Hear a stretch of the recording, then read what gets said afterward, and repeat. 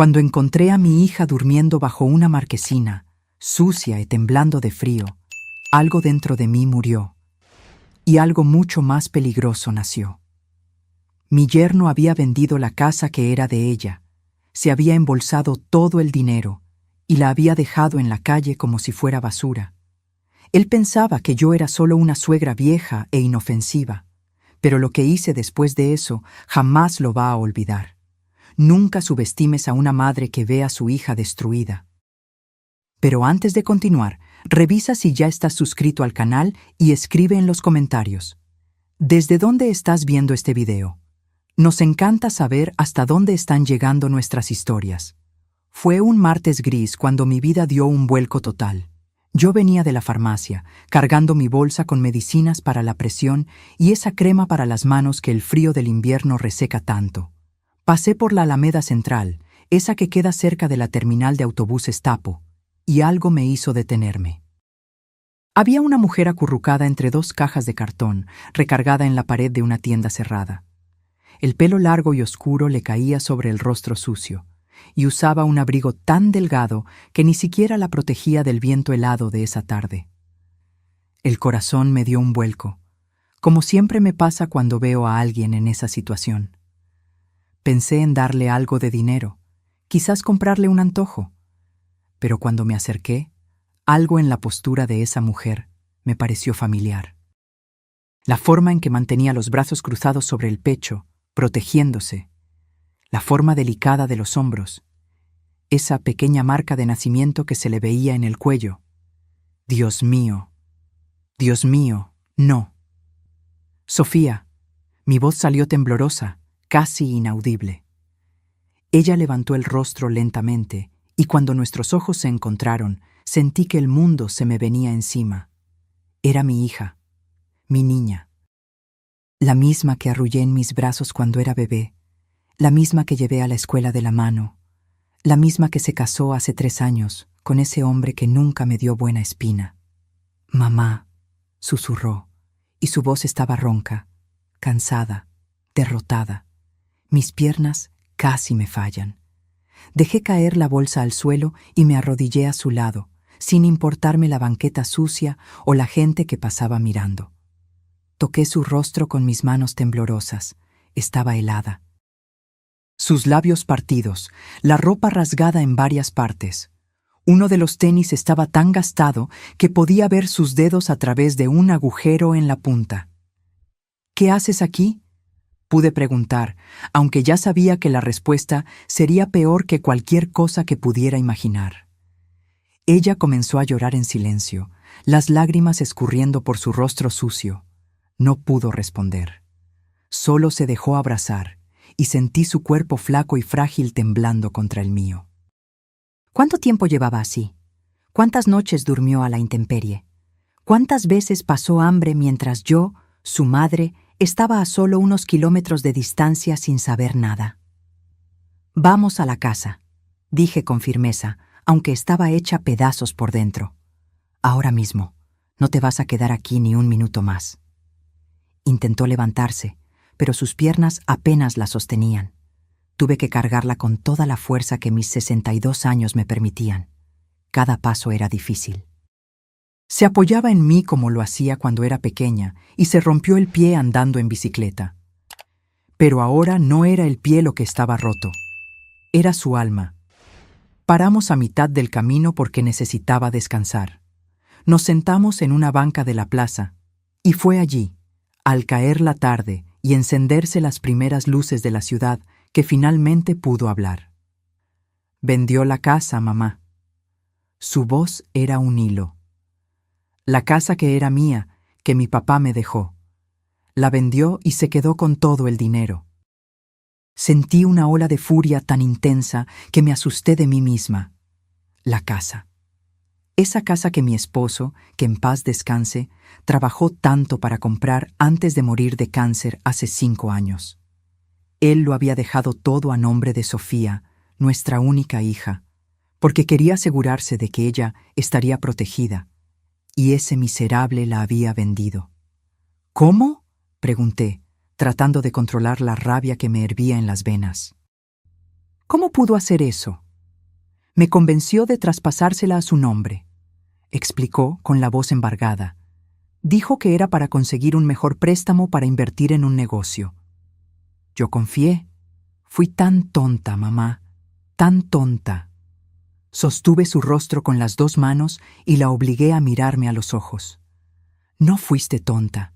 Confiaste en alguien que prometió amarte. Eso no es tontería. Es él quien es un gusano. Ella siguió llorando, y continuamos sentadas allí hasta que recuperó algo de fuerza. Luego retomamos el camino a mi casa.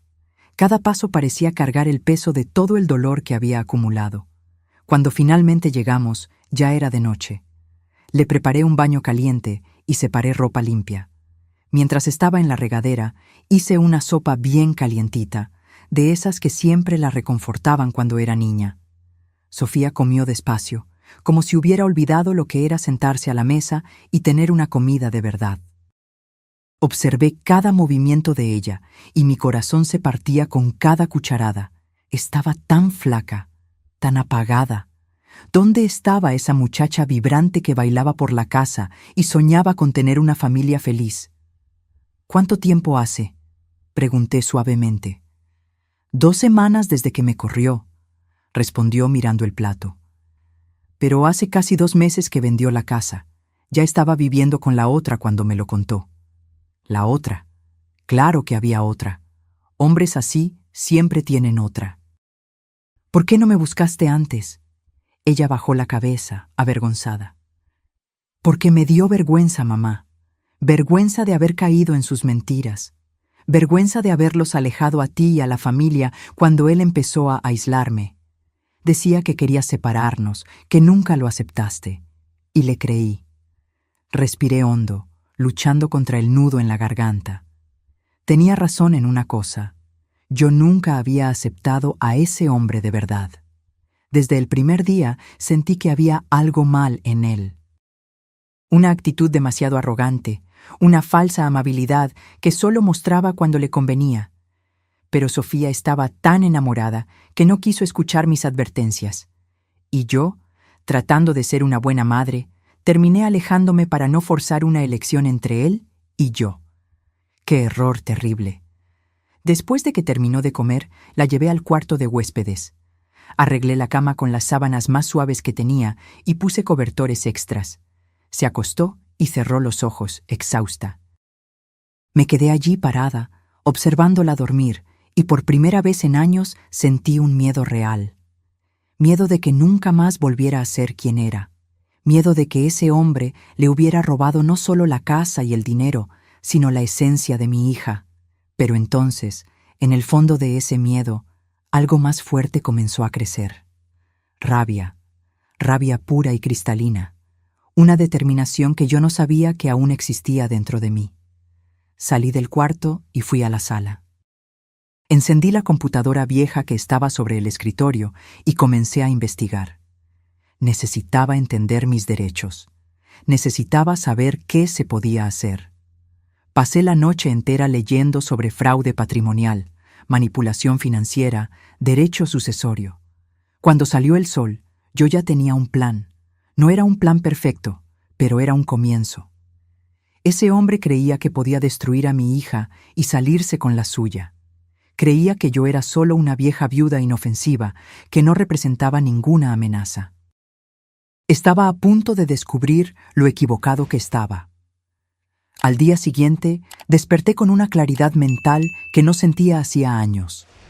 Sofía aún dormía profundamente, su cuerpo finalmente descansando después de tanto sufrimiento. Preparé café, separé fruta y pan fresco que había comprado temprano en la panadería de la esquina. Cuando apareció en la cocina, con los ojos todavía hinchados pero ya un poco más viva, sentí una punzada de esperanza. «Buenos días, hija». «Buenos días, mamá», respondió, sentándose a la mesa con cuidado, como si todavía no creyera que realmente estaba allí. Serví el café y me senté frente a ella. «Sofía, necesito que me cuentes todo, cada detalle, por más doloroso que sea». Ella dudó, mordiéndose el labio inferior. Luego respiró hondo y comenzó. La historia era peor de lo que imaginaba. Alejandro, mi yerno, había comenzado el cambio sutil hacía casi un año. Primero fueron pequeñas críticas a la forma en que ella se vestía, a la comida que hacía, a los amigos que tenía. Después comenzó a controlar el dinero, diciendo que él era mejor con las finanzas. Sofía, siempre tan confiada, fue perdiendo terreno poco a poco. Él la convencía de que estaba equivocada en todo, que era exagerada, que era difícil de tratar. Cuando mi esposo murió y le dejó la casa a ella, Alejandro se obsesionó. Decía que la casa debía estar a su nombre, que un hombre debe ser el proveedor, que ella le estaba faltando al respeto al no confiar en él. La presionó tanto que ella terminó cediendo, creyendo que era por el bien del matrimonio. 3 meses después del traspaso, él vendió todo sin avisar. Sofía solo se dio cuenta cuando llegó a casa y encontró a los nuevos dueños cambiando las cerraduras. Alejandro ya había alquilado un apartamento pequeño y barato para ella, diciendo que era temporal, mientras él organizaba las finanzas. Pero el dinero de la venta nunca apareció. Simplemente se esfumó con todo. Y entonces ella descubrió. Él estaba viviendo en un condominio de lujo con la amante, una mujer más joven que había conocido en el trabajo. Llevaban meses con la relación. El dinero de la casa de Sofía pagó el enganche del apartamento nuevo de ellos. Cuando Sofía confrontó a Alejandro, él se rió en su cara. Le dijo que había sido tonta por haber confiado en él, que no tenía forma de probar nada, que él había hecho todo legalmente. Luego la echó del apartamento alquilado cuando ella ya no tenía cómo pagar. Simplemente tiró sus maletas a la banqueta y cerró la puerta con llave. Escuché todo en silencio, sintiendo cómo me subía la presión con cada frase. Cuando terminó, estaba llorando de nuevo. Extendí la mano sobre la mesa y sostuve la suya con firmeza. Cometió un error muy grande, dije, y mi voz salió más fría de lo que pretendía. Él pensó que estaba sola, pero no lo estás. Y ahora va a descubrir que existe una cosa en este mundo que es más peligrosa que cualquier hombre arrogante. Una madre protegiendo a su hija. Sofía me miró con una mezcla de sorpresa y esperanza. Pero mamá, tiene razón. Técnicamente todo fue legal. Yo firmé el traspaso. No me interesa lo que fue legal o no, interrumpí. Me interesa lo que fue justo. Y lo que él hizo fue robo. Fue manipulación. Fue destruir una vida por avaricia. Y eso no se va a quedar así. Terminamos el café en silencio. Luego le pedí que descansara un poco más mientras yo salía a resolver algunas cosas. Ella accedió, todavía demasiado débil para cuestionar. Tomé mi bolsa y fui directo al despacho del licenciado Ricardo, un abogado que había sido amigo de mi esposo. Me recibió con sorpresa. Hacía años que no nos veíamos, pero cuando le expliqué la situación, su expresión cambió por completo. «Marina, esto es grave», dijo, ajustándose los lentes mientras revisaba los documentos que Sofía había logrado guardar. «Sí existe una base legal aquí. El traspaso se hizo bajo coerción emocional. Y si logramos probar que hubo mala fe desde el inicio, podemos caracterizarlo como fraude. ¿Qué tengo que hacer? Primero, necesitamos más pruebas. Testigos de que él la manipulaba. Documentos que muestren el patrón de control. Si usted consigue eso, puedo interponer una acción para anular la venta y recuperar el patrimonio». «¿Y cuánto tiempo lleva eso?». El licenciado Ricardo suspiró. «Meses, quizás años. El sistema es lento, Marina. Usted debe estar preparada para una batalla larga». Salí del despacho con una sensación pesada en el pecho. Años. Sofía no podía esperar años. Necesitaba justicia ahora. Necesitaba ver a ese hombre pagar por lo que hizo antes de que perdiera completamente la fe en cualquier cosa. Caminé por las calles de la ciudad, pensando. El sol de la mañana pegaba fuerte, pero apenas lo sentía. Mi cabeza trabajaba a máxima velocidad. Necesitaba una forma de hacer que Alejandro entendiera la gravedad de lo que había hecho.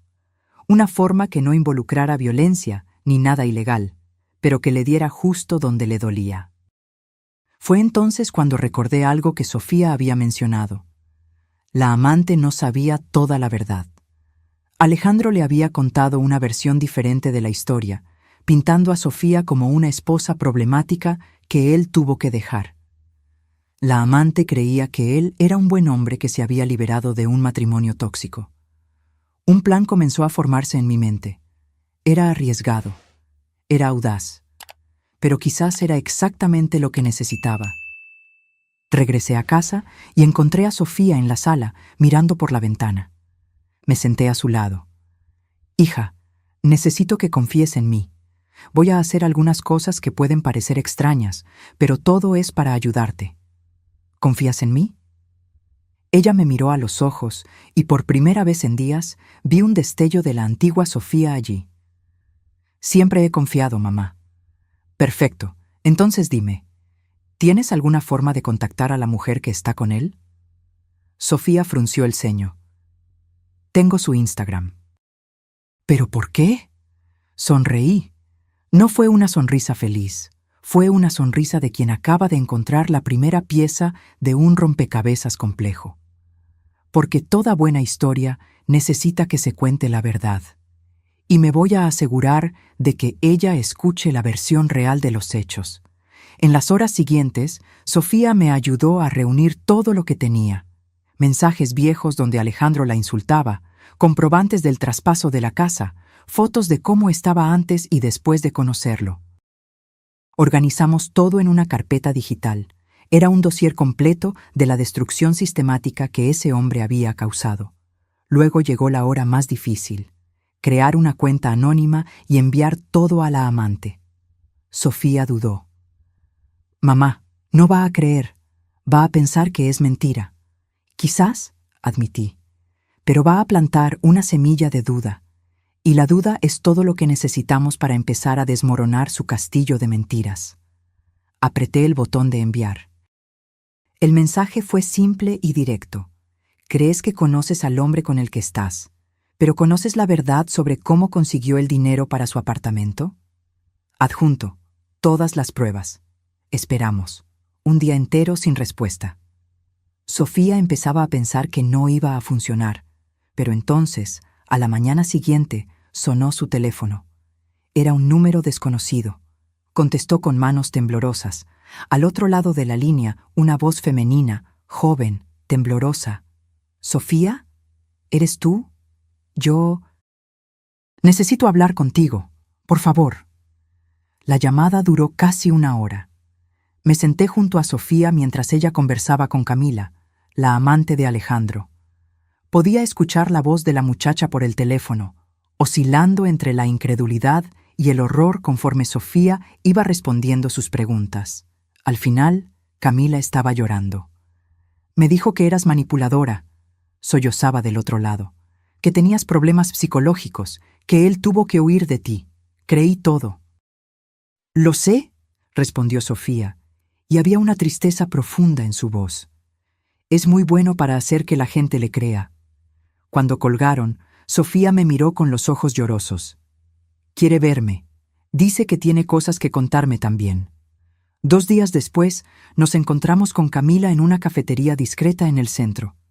Era más joven de lo que imaginaba, quizás unos 25 años.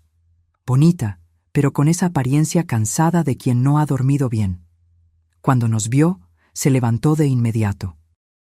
«Sofía, lo siento mucho», fueron sus primeras palabras. No sabía, juro que no sabía nada de esto. Sofía asintió, manteniendo la compostura.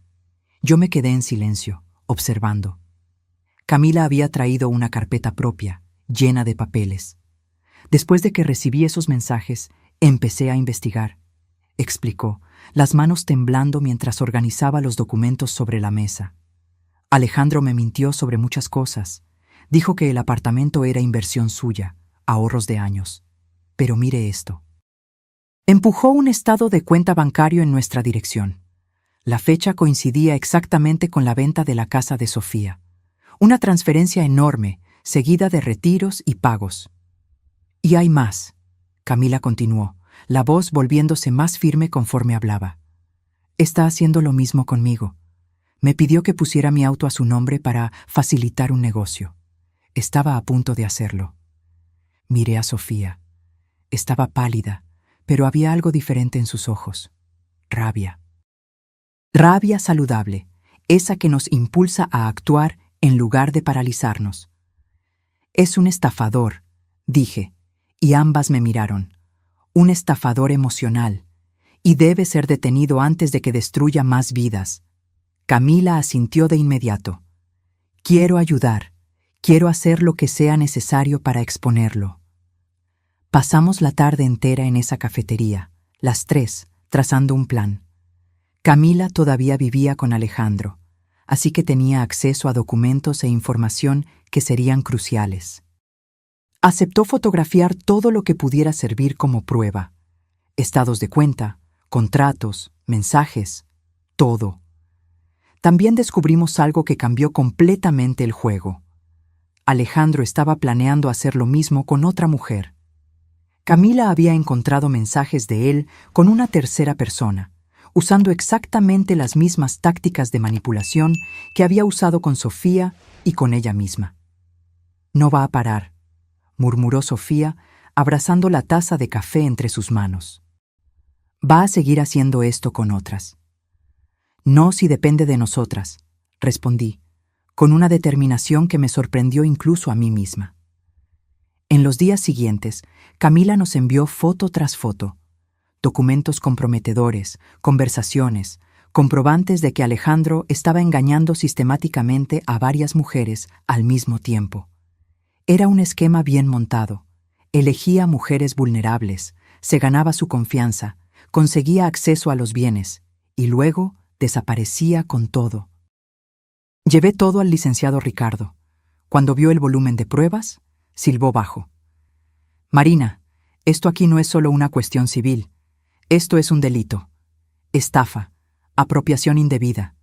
Este hombre puede ir a la cárcel. Mi corazón se aceleró. Cárcel. Alejandro podría ser realmente responsabilizado penalmente. ¿Qué necesitamos hacer? Voy al Ministerio Público hoy mismo. Con esto aquí, tendrán que abrir una investigación, pero necesito advertirle. Él puede intentar contraatacar. Hombres así son peligrosos cuando se sienten acorralados. Salí del despacho con sentimientos mezclados. Miedo por lo que Alejandro podría hacer, esperanza de que la justicia finalmente llegara, y una rabia constante, siempre presente, recordándome lo que le había hecho a mi hija. Sofía estaba en casa cuando volví, conversando con Camila por teléfono. Colgó cuando me vio. Mamá, está desconfiando. Camila dice que le preguntó si había revisado sus papeles. Un escalofrío recorrió mi espalda. ¿Está segura? Por ahora sí, pero estamos pensando en sacarla de ahí. Buena idea. Puede quedarse aquí con nosotras. De hecho, la idea de tener a Camila en casa era estratégica también. Cuanto más lejos de Alejandro, mejor. Y cuanto más unidas estuviéramos, más fuerte sería nuestro caso. Camila llegó 2 días después, con solo una maleta. Estaba visiblemente asustada, pero también determinada. Alejandro le había llamado docenas de veces, dejando mensajes que oscilaban entre súplicas amorosas y amenazas veladas. No contestamos ninguna. Las tres nos quedamos juntas en esa casa pequeña, planeando cada paso siguiente. Fue extraño al inicio ver a mi hija y a la amante de su esposo convertirse en aliadas. Pero había algo hermoso en aquello también. 2 mujeres que habían sido víctimas del mismo depredador, uniendo fuerzas para derribarlo. Una semana después de nuestra visita al Ministerio Público, recibimos la noticia. Alejandro sería citado a declarar. La investigación estaba oficialmente abierta. El licenciado Ricardo nos avisó que era solo el comienzo, que el proceso sería largo y desgastante. Pero era un comienzo. Esa noche, sentadas en el patio de la casa, Sofía finalmente se derrumbó. Lloró como no había llorado desde que la encontré en la calle. Ya no era llanto de desesperación, era llanto de alivio, de liberación. Mamá, pensé que nunca iba a poder salir de esto, dijo entre sollozos. Pensé que iba a quedar atrapada en esta situación para siempre. Abracé a mi hija, sintiendo su cuerpo temblar contra el mío. Estás libre, mi amor, y él va a pagar. Te prometo que va a pagar. Camila se unió al abrazo y nosotras tres nos quedamos allí. 3 generaciones de mujeres que habían sido subestimadas, lastimadas, pero que se negaban a permanecer como víctimas. Lo que Alejandro no sabía era que teníamos un as más bajo la manga. A través de las investigaciones de Camila, descubrimos que él tenía más deudas de lo que aparentaba. El apartamento de lujo donde vivía estaba al límite de ser ejecutado por el banco. Los autos caros que ostentaba eran rentados. Toda esa vida de rico era una fachada sostenida por el dinero que robaba de mujeres vulnerables. Y teníamos todas las pruebas de eso.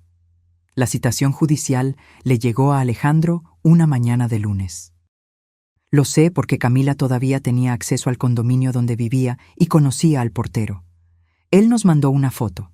Alejandro recibiendo el sobre oficial, el rostro poniéndose pálido conforme leía el contenido. Fue delicioso imaginar su desesperación en ese momento. Pero yo sabía que no podíamos dormirnos en nuestros laureles. Hombres como Alejandro son peligrosos justamente cuando se sienten acorralados. Y él no decepcionó. 3 días después de la citación, comenzaron las llamadas. Primero a Sofía, luego a Camila, después incluso a mí. Todas las ignoramos. Luego cambió de táctica. Apareció en mi casa. Fue una tarde de jueves. Yo estaba preparando la comida cuando el timbre sonó insistentemente. Miré por la mirilla y allí estaba él, Alejandro, con ese traje caro que siempre usaba para impresionar, el cabello impecablemente peinado, pero el rostro demostrando puro desespero. «Marina, por favor, sé que está ahí», gritaba desde afuera. «Necesitamos hablar». Sofía y Camila estaban en la planta de arriba. Les hice señas para que se quedaran calladas. Luego abrí la puerta, pero mantuve la cadena de seguridad puesta. «¿Qué quieres, Alejandro?» Él intentó la sonrisa encantadora que probablemente funcionaba con otras mujeres. Conmigo no. «Marina, suegra, creo que hubo un terrible malentendido. Necesitamos resolver esto en familia». «¿Familia?», repetí, y mi voz salió helada. «Dejaste a mi hija en la calle, Alejandro. Robaste lo que era de ella. ¿Qué clase de familia es esa?». Su sonrisa vaciló. «No fue así. Sofía está distorsionando todo. Siempre fue un poco inestable, usted sabe». Intenté ayudar, pero ella no quiso aceptar. Sentí que la rabia crecía, pero mantuve la voz controlada. «Vi a mi hija durmiendo en la banqueta como una indigente, Alejandro. Lo vi con mis propios ojos. No venga aquí a mentirme». Cambió de táctica nuevamente, la voz volviéndose más dura. «Mire, Marina, usted se está metiendo en algo que no entiende. Puedo demandarlas por difamación, por acoso. Tengo abogados muy buenos». «Perfecto», respondí con una sonrisa fría. «Mis abogados también son buenos. Y a diferencia de los suyos, los míos tienen la verdad de su lado». Cerré la puerta en su cara. Lo escuché gritar algunas cosas más desde afuera, pero eventualmente se fue. Cuando subí las escaleras, encontré a Sofía y Camila abrazadas, temblando. «Ya se fue», avisé. «Y no va a volver», pero me equivoqué. Alejandro volvió. No físicamente, sino que comenzó una campaña de terror psicológico. Mensajes de números desconocidos, perfiles falsos en redes sociales esparciendo mentiras sobre Sofía. Incluso contrató a alguien para fotografiar nuestra casa y seguirnos cuando salíamos. Fue Camila quien se dio cuenta primero. Un carro extraño siempre estacionado en la esquina. El mismo hombre siguiéndonos en el mercado, en la farmacia. Cuando confrontamos al tipo, simplemente sonrió y dijo que estaba haciendo un trabajo. No era ilegal, técnicamente, pero era aterrador. El licenciado Ricardo interpuso una orden de restricción. Tardó 2 semanas en ser aprobada, 2 semanas de ansiedad constante. Pero cuando finalmente salió, la orden era clara. Alejandro debía mantener una distancia mínima de 50 metros de nosotras 3. La violación de esa orden daría cárcel. Pensamos que esto lo calmaría. De nuevo, estábamos equivocadas. Una noche me desperté con el sonido de un vidrio rompiéndose. Bajé corriendo y encontré una piedra en medio de la sala, rodeada de pedazos de la ventana. Atada a la piedra había un recado. «Te vas a arrepentir de haberte metido conmigo». Llamé a la policía. Vinieron, levantaron el acta policial, pero no había prueba de que fuera Alejandro. No había cámaras, no había testigos. Era listo. Sofía entró en pánico. Veía a Alejandro en cada sombra, en cada ruido extraño. Camila no estaba mucho mejor, y yo, que había jurado proteger a mi hija, me sentía impotente. Fue entonces cuando tuve una idea. Si Alejandro quería jugar a la intimidación, podíamos hacer lo mismo, pero de forma legal, inteligente. Contraté a un investigador privado, el mismo que el licenciado Ricardo usaba en casos complicados, un hombre discreto llamado Roberto. «Quiero saber todo sobre Alejandro», le di la instrucción. «¿Dónde va? ¿Con quién habla? ¿Qué hace? Todo lo que sea legal investigar, quiero saberlo». Roberto trabajó rápido. En una semana tenía un dossier completo, y lo que descubrimos fue oro puro. Alejandro estaba en la ruina, completamente en la ruina. Las deudas eran mayores de lo que imaginábamos. Debía a bancos, agiotistas, hasta al propio condominio. El apartamento de lujo estaba en proceso de desalojo. Los carros rentados estaban a punto de ser recogidos. Toda esa vida de apariencia se estaba desmoronando. Y más, ya tenía una nueva víctima en la mira. Una empresaria viuda, dueña de una pequeña cadena de tiendas. Roberto tenía fotos de él con ella, siempre atento, siempre encantador. El mismo patrón de siempre. «Tenemos que avisarle», dijo Sofía tan pronto como vio las fotos. «Vamos a hacerlo», concordé. «Pero con cuidado. Si ella es la próxima víctima, quizás también quiera justicia». Descubrir el nombre de la mujer fue fácil. Marta, 52 años, viuda desde hace 3. Encontrar una forma de contactarla sin parecer locas fue más complicado. Al final, decidimos ser directas. Camila la abordó a la salida de una de sus tiendas. Le explicó brevemente la situación y le entregó una carpeta con todas las pruebas. Marta se quedó en shock, pero no desconfiada. Dijo que necesitaba tiempo para procesar todo. 2 días después, nos llamó. «¿Puedo visitarlas?» Marta llegó a casa la mañana de un sábado. Era una mujer elegante, de cabello entrecano bien cuidado y ojos perspicaces. Se sentó en la sala y escuchó nuestra historia entera en silencio. Cuando terminamos, suspiró profundamente. «Me pidió que pusiera una de las tiendas a su nombre», reveló. «Dijo que era para protegerla de impuestos. Estaba a punto de hacerlo la semana que viene.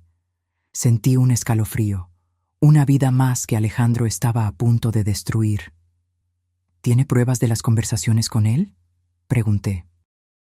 «Tengo todo grabado», respondió, y una pequeña sonrisa apareció en su rostro. «Mi esposo me enseñó a ser cuidadosa en los negocios. Siempre grabo conversaciones importantes. Aquello lo cambió todo. Grabaciones eran pruebas irrefutables. Con el testimonio de Marta y sus grabaciones, el caso contra Alejandro se volvía prácticamente irrompible. Llevamos todo al licenciado Ricardo inmediatamente. Apenas podía creer la suerte. «Con esto aquí, vamos a conseguir no solo la condena civil, sino la criminal también», dijo, con los ojos brillando. «Este hombre va a la cárcel, Marina. Va a la cárcel de verdad». Esa noche, las 4 nos sentamos en el patio. Yo, Sofía, Camila y Marta. 4 mujeres de edades e historias diferentes, unidas contra un enemigo común. Había algo poderoso en aquello. «¿Por qué hace esto?», preguntó Sofía de repente. «¿Por qué sigue lastimando a la gente?». «Porque puede», respondió Marta, su voz cargada de una tristeza sabia. «Porque siempre ha podido, y nadie nunca lo detuvo de verdad». «Hasta ahora», completé. La audiencia fue marcada para un martes frío de julio. Llegamos temprano al juzgado, las 4 juntas. Sofía estaba visiblemente nerviosa, las manos sudando y temblando. Camila no paraba de revisar el celular. Marta permanecía tranquila, pero yo podía ver la tensión en sus hombros. Y yo estaba enfocada. Había esperado tanto por ese momento. Alejandro llegó con 2 abogados, ambos de traje impecable. Él mismo usaba su mejor traje, esa máscara de hombre respetable que siempre vestía tan bien. Cuando nos vio, su rostro se contorsionó en una expresión de desprecio mal disimulado. ¿De verdad tenían que venir todas?, dijo lo suficientemente alto para que oyéramos. Parece reunión de brujas. Uno de sus abogados le tocó el brazo, diciendo algo bajo. Alejandro se calló, pero siguió mirándonos con esa mirada llena de odio. La audiencia comenzó. El fiscal presentó el caso de forma metódica y devastadora. Cada documento, cada prueba, cada testimonio. Sofía habló primero, la voz fallándole en algunos momentos, pero manteniéndose firme. Contó sobre la manipulación, sobre cómo fue convencida de traspasar la casa, sobre cómo fue abandonada sin nada. Los abogados de Alejandro intentaron desacreditarla, sugiriendo que era inestable, que tenía problemas psicológicos. Pero cuando el fiscal presentó los informes médicos mostrando que Sofía estaba perfectamente sana, esa línea de defensa se desmoronó. Camila testificó enseguida. Su testimonio fue aún más impactante porque ella había sido la otra mujer, y ahora estaba allí exponiendo exactamente cómo operaba Alejandro. Cómo creaba narrativas falsas, cómo manipulaba emociones, cómo aislaba a sus víctimas. Marta fue la última. Tranquila y articulada, destruyó cualquier credibilidad que Alejandro todavía tuviera. Y cuando el fiscal puso las grabaciones de ella, la sala entera pudo escuchar a Alejandro usando exactamente las mismas tácticas que había usado con Sofía y Camila. En la grabación, su voz era dulce y convincente. Marta, querida, tienes que confiar en mí. Pon la tienda a mi nombre. Es solo para proteger el patrimonio. Nada va a cambiar entre nosotros. Miré a Alejandro. Estaba pálido, sudando. Uno de sus abogados le susurraba algo urgentemente al oído. El otro hojeaba papeles frenéticamente, como si buscara alguna salida que no existía. La jueza, una mujer de mediana edad con ojos severos, escuchó todo en silencio. Cuando los testimonios terminaron, pidió un receso de 30 minutos para analizar las pruebas. Fueron los 30 minutos más largos de mi vida. Nos quedamos en el pasillo, las 4, sin hablar mucho. Sofía recostó la cabeza en mi hombro. Camila caminaba de un lado a otro. Marta permanecía sentada, los ojos cerrados, respirando profundamente. Alejandro estaba del otro lado del pasillo con sus abogados. Podía oírlos discutiendo en voz baja, pero era clara la desavenencia entre ellos. La situación era mala y lo sabían. Cuando volvimos a la sala, la jueza tenía una expresión que no pude descifrar. Se ajustó los lentes y comenzó a hablar. Rara vez veo un caso tan claro de estafa sistemática y abuso emocional. Su voz resonó por la sala. El acusado, Alejandro Vázquez, utilizó manipulación psicológica para obtener acceso a los bienes de múltiples víctimas, apropiándose indebidamente de valores que no le pertenecían. Mi corazón se aceleró. Además, continuó la jueza, hay suficiente evidencia de que el acusado actuó con premeditación y dolo, configurando no solo delito civil, sino criminal. Por lo tanto, determino la prisión preventiva del acusado hasta el juicio final, así como el bloqueo inmediato de todos sus bienes. El mundo pareció detenerse por un segundo. Luego Sofía soltó un suspiro que era medio llanto, medio risa. Camila se cubrió el rostro con las manos. Marta simplemente asintió, como si supiera que aquello iba a pasar. Alejandro se levantó bruscamente. «Esto es un absurdo», gritó. «No pueden hacerme esto. Tengo derechos». «Señor Vázquez», dijo la jueza firmemente, «sugiero que se calme o tendrá que ser retirado a la fuerza». 2 guardias de seguridad ya se estaban acercando. Alejandro miró a su alrededor, desesperado, buscando alguna salida que no existía. Sus ojos se encontraron con los míos por un breve momento y allí vi, no remordimiento, no vergüenza, sino rabia pura. Rabia de haber sido descubierto, rabia de haber sido detenido. Pero ya no importaba más. Estaba acabado. Los guardias se lo llevaron. Pudimos oírlo gritar en el pasillo hasta que las puertas se cerraron y el silencio regresó. Salimos del juzgado en silencio. Solo cuando llegamos al estacionamiento fue que Sofía finalmente se derrumbó, cayendo de rodillas y llorando a mares.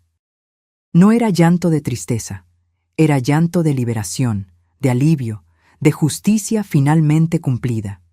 Nosotras tres nos arrodillamos a su lado, abrazándola mientras ella lloraba. Las personas que pasaban miraban curiosas, pero no me importó. Mi hija estaba finalmente libre, realmente libre. En las semanas siguientes, seguimos el desarrollo del caso.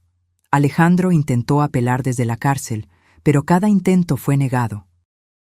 Sus bienes fueron todos bloqueados y comenzó el proceso de reparación del daño a las víctimas. La casa que había vendido no podía ser recuperada. Los nuevos dueños eran inocentes, pero el dinero le sería devuelto a Sofía. Además, otras mujeres comenzaron a aparecer. Víctimas que él había hecho antes de Sofía, que se habían quedado en silencio por vergüenza o miedo. Pero cuando vieron que él había sido arrestado, tuvieron el coraje de denunciar también. Al final, eran 8 mujeres. 8 vidas destruidas por un único hombre que creía que era intocable. El juicio final ocurrió 4 meses después. Alejandro fue condenado a 12 años de prisión por múltiples casos de estafa, apropiación indebida y asociación delictuosa. Sí, asociación delictuosa. Descubrimos que tenía un cómplice que lo ayudaba a encontrar víctimas y falsificar documentos.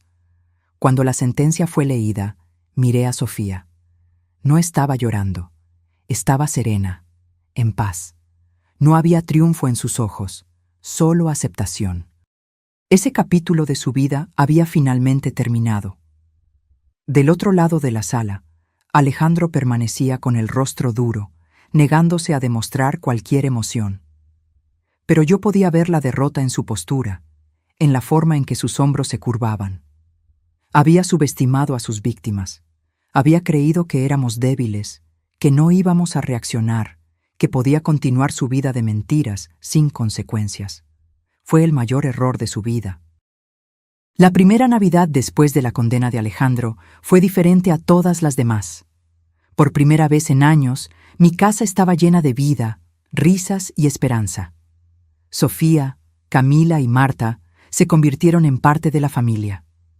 No por la tragedia que compartimos, sino por la fuerza que encontramos juntas. Sofía estaba trabajando como auxiliar administrativa en una empresa pequeña. No pagaba mucho, pero ella hacía cuestión de contribuir con los gastos. Más importante que el dinero, sin embargo, era ver a mi hija recuperando la autoestima. Volvía a sonreír. ¿De verdad? Camila había vuelto a estudiar, haciendo un curso de contabilidad. Descubrió que tenía habilidad para los números y le estaba encantando. Aún vivía con nosotras. Dijo que no estaba lista para volver a vivir sola, y a mí no me importaba. La casa se sentía menos vacía con ella allí. Marta nos visitaba casi todos los fines de semana. Ella y yo habíamos desarrollado una amistad genuina. 2 viudas que entendían el dolor de perder a un compañero, pero también la fuerza que viene de seguir adelante. El dinero de la casa le fue devuelto a Sofía en parcialidades. No era lo ideal, pero era algo. Abrió una cuenta de ahorros y comenzó a planear el futuro. Hablaba de volver a estudiar, quizás hacer una carrera que siempre quiso, pero nunca tuvo el coraje. Yo la incentivaba en cada sueño. En febrero recibimos una carta inesperada. Era de una de las otras víctimas de Alejandro, una mujer llamada Silvia, que habíamos conocido brevemente durante el juicio. Nos invitaba a un encuentro de todas las mujeres que él había perjudicado. Un grupo de apoyo, lo llamó. No sé si quiero ir, confesó Sofía la noche antes del encuentro. Tengo miedo de revivir todo aquello. Entonces no vayas, respondí simplemente. No le debes nada a nadie, hija. Ya enfrentaste suficiente. Pero al día siguiente cambió de idea. Fuimos juntas, ella y yo. Camila prefirió quedarse en casa. El encuentro fue en un salón rentado en un centro comunitario. Había 7 mujeres, además de nosotras. Algunas eran mayores, otras más jóvenes. Todas con la misma historia de manipulación, abuso y pérdida. Nos sentamos en círculo. Al principio, había un silencio incómodo. Luego Silvia comenzó a hablar. Contó su historia, sin vergüenza, sin esconder nada.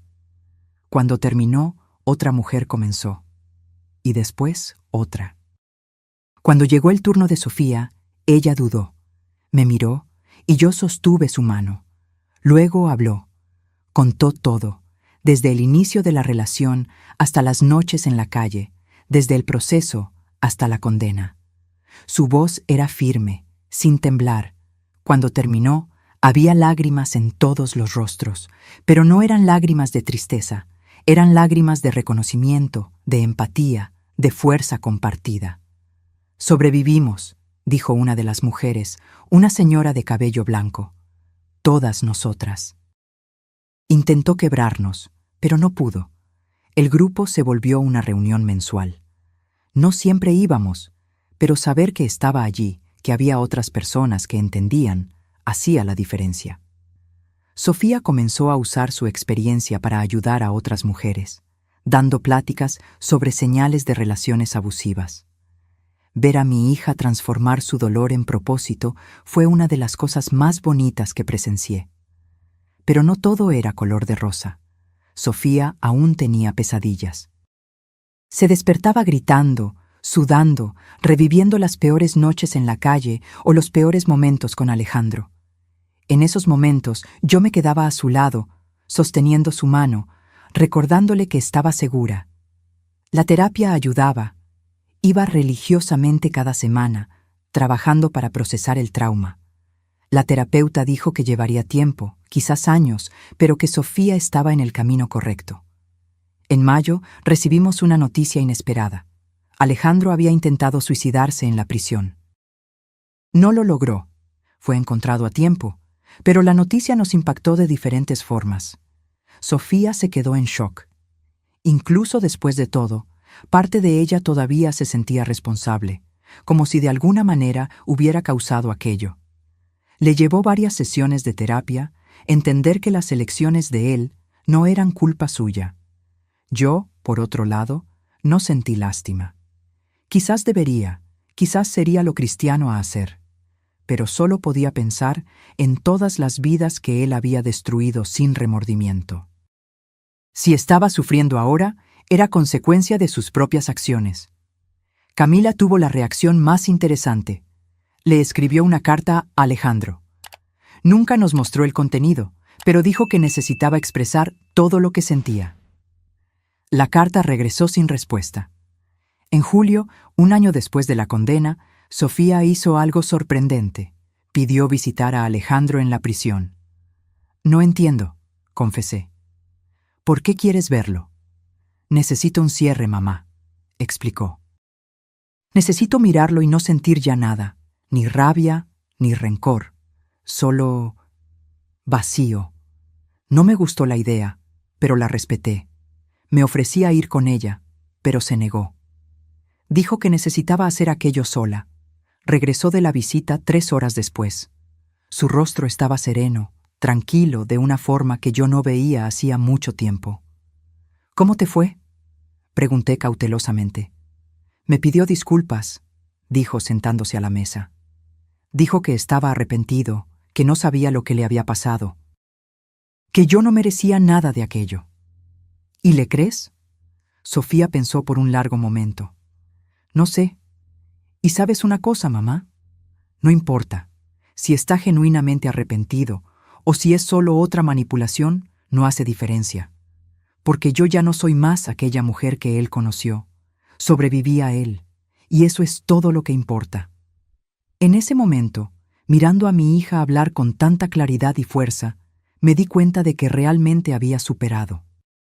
No completamente, los traumas no desaparecen así, pero lo suficiente para seguir adelante con la vida. En septiembre, Sofía se mudó.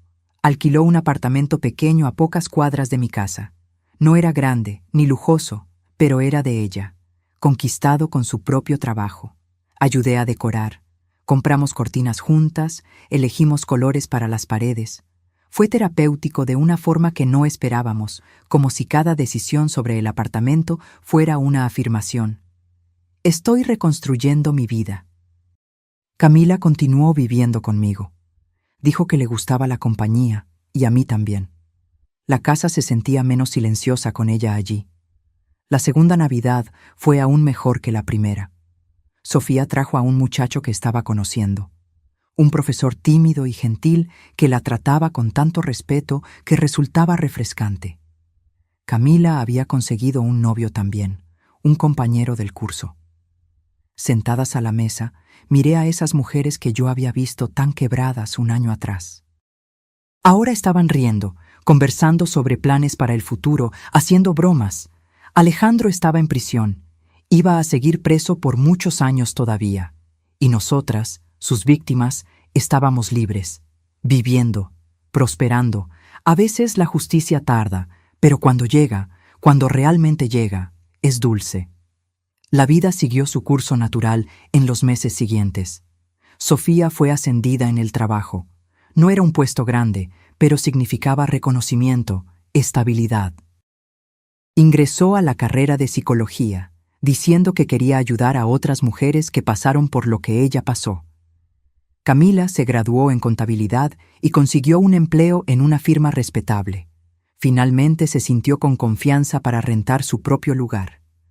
Lloramos cuando se mudó, pero era un llanto bueno, de orgullo. Marta expandió sus negocios. Abrió 2 tiendas más, siempre con mucho cuidado y desconfianza ahora.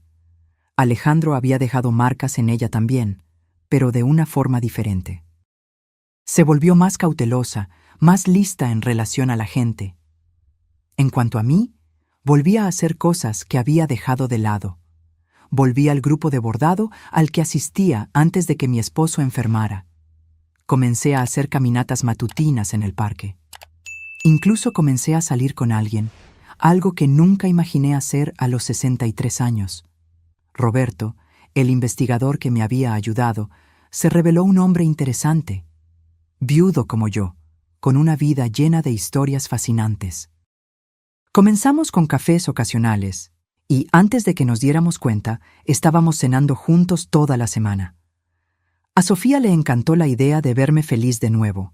Dijo que yo lo merecía, que había pasado tanto tiempo cuidando de todos, que era hora de cuidarme a mí misma. En marzo del segundo año, recibimos una noticia inesperada. Alejandro estaba gravemente enfermo. Cáncer, descubierto demasiado tarde. Los médicos de la prisión no le daban más de 6 meses de vida. La noticia me tomó por sorpresa, no por la enfermedad en sí, sino por la forma en que me sentí, o mejor dicho, por la forma en que no sentí nada, ni satisfacción, ni lástima. Apenas una indiferencia absoluta. Ese hombre, que había ocupado tanto espacio en mi vida y en la vida de mi hija, ahora era solo un nombre en una noticia. Sofía tuvo una reacción más complicada. Lloró, no por él exactamente, sino por lo que él representaba, el cierre de un capítulo doloroso. «Es extraño, mamá», me dijo sentada en mi sala. «Debería estar feliz o aliviada o qué sé yo, pero solo me siento cansada de todo esto». «Entonces es hora de dejarlo ir de una vez», respondí sosteniendo su mano. «No necesitas preocuparte por lo que le pase a él. No merece ni eso de tu parte. Alejandro murió en junio. No fuimos al entierro. Ninguna de nosotras fue. Supimos después que casi nadie apareció. Solo un hermano lejano y uno de los exabogados. Las mujeres que él destruyó siguieron con sus vidas, y él murió solo, como merecía. En el grupo de apoyo discutimos mucho sobre lo que sentíamos en relación a su muerte. Algunas se sintieron libres finalmente. Otras sintieron una tristeza extraña. Yo, personalmente, sentí que era apenas el final de algo que ya había terminado hacía mucho tiempo. Sofía escribió una carta que nunca fue enviada. La terapeuta sugirió que escribiera todo lo que quería decirle a Alejandro, y luego quemara la carta. Un ritual de liberación. Recuerdo la noche en que hicimos eso. Sofía, yo, Camila e incluso Marta nos reunimos en el patio trasero. Sofía leyó la carta en voz alta. Un texto largo sobre dolor, traición, pero también sobre superación y renacimiento. Cuando terminó, la quemamos juntas. Vimos las llamas consumir aquellas palabras, y con ellas los últimos vestigios de poder que Alejandro todavía tenía sobre nuestras vidas. Se acabó, susurró Sofía, y supe que tenía razón. En agosto, Sofía conoció a Pablo, no el profesor tímido. Aquello no había funcionado. Pablo era diferente. Un enfermero, algunos años mayor que ella, que trabajaba en el mismo edificio que su oficina. Se conocieron en el elevador. Él me contó después, y fue como si el mundo se detuviera. Me puse nerviosa cuando Sofía me contó que estaba saliendo con alguien de nuevo. Tenía miedo de que se lastimara otra vez, que cayera en manos de otro manipulador. Pero Pablo era genuino. Lo vi la primera vez que vino a cenar a casa, la forma en que miraba a Sofía, con respeto y adoración. Cómo le preguntaba si estaba cómoda, si quería algo. Cómo respetaba cuando ella decía no. «Mamá, sé lo que estás pensando», me dijo Sofía después de que él se fuera. Y yo también tuve los mismos miedos. Pero Pablo es diferente, y yo soy diferente. Ya no soy más aquella chica que acepta cualquier cosa solo para no quedarse sola. Aprendí a valorarme, y era verdad.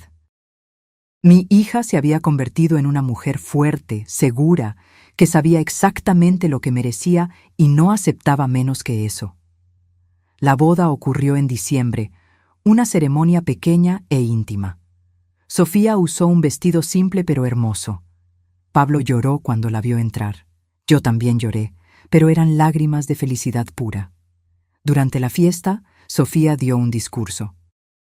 Habló sobre segundas oportunidades, sobre nunca rendirse incluso cuando todo parece perdido, sobre la importancia de tener personas que luchan por ti cuando tú no tienes fuerzas para luchar por ti misma. Mi madre me salvó, dijo, mirándome directamente. Literalmente me salvó, y no solo físicamente. Me salvó de creer que yo no valía nada, que merecía sufrir, que aquello era todo lo que tendría en la vida. Mamá, gracias por todo.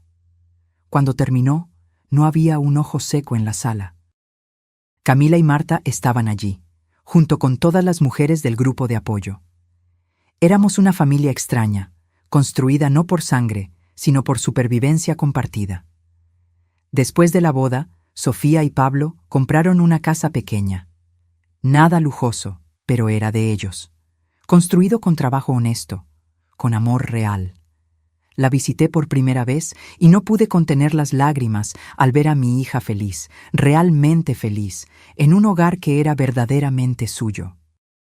En abril del año siguiente, Sofía me dio la mejor noticia. Estaba embarazada. Un niño, descubrió después. Lo llamarían Miguel, el nombre de mi difunto esposo. Para que sepa que vino de una línea de personas fuertes, explicó Sofía, la mano en el vientre todavía pequeño. Miguel nació en noviembre, un bebé saludable y ruidoso que llenó nuestras vidas de una alegría que yo no sabía que aún era posible sentir. Ser abuela fue una experiencia transformadora. Mirar a ese pequeño ser y saber que crecería en una casa llena de amor, seguridad y respeto me llenaba de esperanza. Hoy, 3 años después de encontrar a Sofía durmiendo en la calle, miro hacia atrás y apenas reconozco aquella época. Parece otra vida, una pesadilla distante que finalmente terminó. Sofía se graduó en psicología con honores. Comenzó a trabajar en una ONG que ayuda a víctimas de violencia doméstica. Dice que es el trabajo más gratificante que ha tenido. Ver a otras mujeres encontrando fuerza, así como ella encontró, Le da propósito a todo lo que pasó. Camila abrió su propia firma de contabilidad, pequeña pero próspera. Se especializó en ayudar a pequeños empresarios, especialmente mujeres emprendedoras que están comenzando. Aún nos vemos regularmente para comer y ponernos al día. Marta expandió tanto sus negocios que ahora tiene una red con 12 tiendas. Creó un programa dentro de la empresa para contratar mujeres que están comenzando de nuevo, ofreciendo no solo empleo, sino capacitación y soporte psicológico. En cuanto a mí, me casé con Roberto el año pasado. Fue una ceremonia aún más sencilla que la de Sofía, solo familia cercana y algunos amigos. No necesito grandes celebraciones. Aprendí que la felicidad está en las pequeñas cosas, en el café de la mañana compartido, en las caminatas de la tarde, en saber que hay alguien a mi lado. Miguel tiene 2 años ahora y es el niño más amado del mundo. Sofía y Pablo son padres maravillosos. Veo en ellos lo que una relación saludable debe ser: compañerismo, respeto, amor genuino. Es reconfortante saber que mi nieto crecerá viendo ese ejemplo. A veces, principalmente de noche cuando estoy quieta, pienso en todo lo que pasó, en cómo un único momento, encontrar a Sofía en aquella calle, cambió el curso de tantas vidas. Si hubiera pasado por otro camino ese día. Si no hubiera mirado 2 veces a esa figura acurrucada entre las cajas de cartón. Pero miré, y luché, y mi hija sobrevivió. Hace pocas semanas, Sofía me llamó con una propuesta. Quiere que escribamos un libro juntas sobre nuestra experiencia, no por los detalles sensacionalistas, sino como una forma de ayudar a otras mujeres que puedan estar pasando por lo mismo. Una guía de supervivencia, lo llamó. Acepté inmediatamente. Si nuestra historia puede salvar, aunque sea a una mujer, de pasar por lo que Sofía pasó, entonces vale la pena compartirla. Estamos escribiendo poco a poco, reviviendo memorias dolorosas, pero también celebrando las victorias. Es un proceso catártico para ambas, un cierre definitivo de aquel capítulo horrible. El grupo de apoyo aún se reúne, ahora 2 veces al mes. Creció. Son más de 20 mujeres ahora, cada una con su historia de supervivencia. Algunas todavía están en las etapas iniciales de la recuperación, temblando y asustadas. Otras, como Sofía, ya están fuertes y ayudando a las más nuevas. Es hermoso ver ese ciclo de dolor transformado en fuerza, y fuerza transformada en ayuda para otras. Aprendí mucho en estos 3 años. Aprendí que nunca es tarde para volver a empezar. Que familia no es solo sangre, sino las personas que elegimos tener a nuestro lado. Que la justicia, aunque lenta, existe. Y que una madre nunca, jamás, se rinde con su hija. Si pudiera dar un consejo a otras madres, a otras mujeres que están viendo a alguien que aman ser destruido por una relación abusiva, sería este: no se rindan. Incluso cuando parece imposible, incluso cuando la persona las alejó, incluso cuando todo indica que no hay salida, no se rindan. Estén allí, esperen, luchen, porque su presencia, su amor, puede ser la diferencia entre la vida y la muerte. Entre rendirse y encontrar fuerzas para un día más. Sofía me dijo el otro día que no se acuerda mucho de las noches en la calle, que su mente bloqueó para protegerse, pero se acuerda claramente del momento en que escuchó mi voz en aquella marquesina. Dijo que fue como un ángel apareciendo en medio de la oscuridad. No soy ángel, soy solo una madre que ama a su hija. Pero si ese amor fue suficiente para salvarla, entonces valió cada lágrima, cada noche sin dormir, cada momento de miedo e incertidumbre. Hoy miro a mi familia, Sofía, Pablo, Miguel, Roberto, y sé que llegamos al otro lado. El túnel oscuro terminó, y ahora estamos en la luz. Una luz que conquistamos con sudor, lágrimas y una negativa absoluta a rendirnos. Alejandro está muerto y enterrado, pero nosotras, sus víctimas, estamos vivas. Más que vivas, estamos prosperando. Y esa es la mayor venganza de todas. Ser feliz a pesar de él. Vivir plenamente a pesar de todo lo que intentó destruir. Soy Marina. Tengo 65 años y esta es mi historia. La historia de cómo encontré a mi hija en la calle y de cómo juntas reconstruimos nuestras vidas de las cenizas. No fue fácil, no fue rápido, pero fue posible. Y si fue posible para nosotras, puede ser posible para ti también. Nunca te rindas, nunca aceptes menos de lo que mereces. Y nunca, jamás subestimes el poder de una mujer determinada a proteger a quien ama. Porque cuando una madre ve a su hija sufriendo, cuando una mujer decide que ya es suficiente de ser víctima, cuando todas nos unimos y decimos, ya no más, nada puede detenernos, absolutamente nada. Ahora, si te gustó esta historia, haz clic en suscribirte y dime en los comentarios qué parte te dejó con la boca abierta. Ah, y no olvides hacerte miembro para tener acceso a videos exclusivos que no publico aquí. Te espero allá.